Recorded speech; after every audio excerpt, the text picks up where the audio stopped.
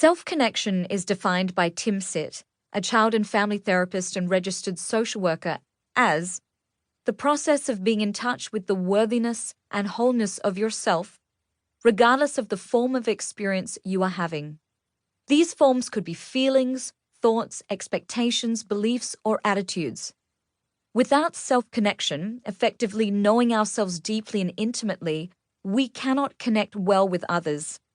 Instead, we send an avatar of ourselves into the world, and people connect not with us authentically, but with behaviors born of our triggers and the lingering remnants of our trauma.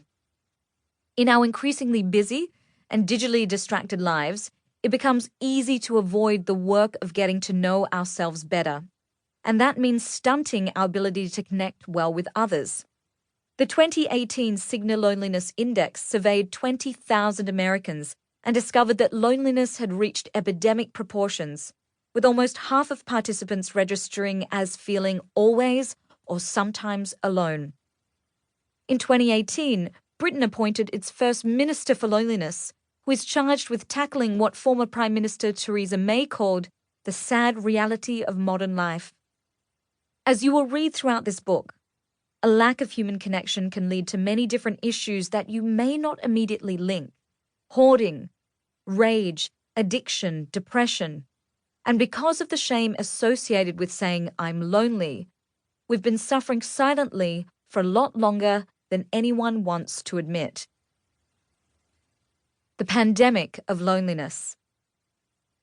In 2003, I stood watching my father give the eulogy at my Chinese grandmother's funeral. I'd just returned to Australia from studying in Switzerland for a year, and as a family, we had made the trip to Singapore. My father had been away, a migrant in another country, for almost 20 years.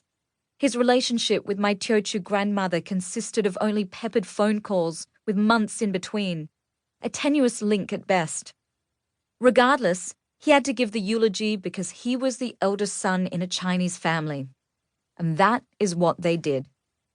I stood watching my father speak, his slight paunch encased in white polo shirt like ripe Christmas pudding. I observed his humbled demeanor, always head bowed, facing the mole on his arm that had been getting darker from golf. He had only recently started taking one weekend day off each week from work at his news agency. He still didn't even know how to use sunscreen. That's how little of a break he ever took.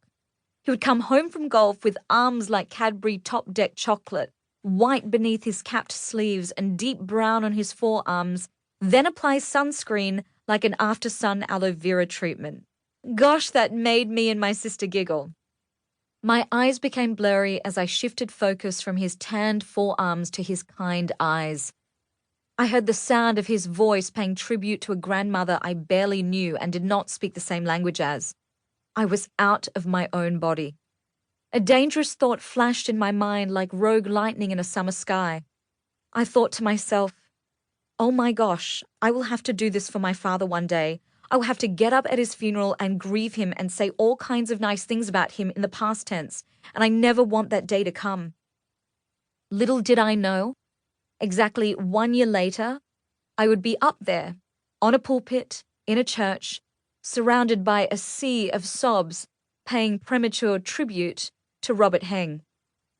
Because at that very moment, as he was speaking, eulogizing my grandmother, a cancer was growing inside him.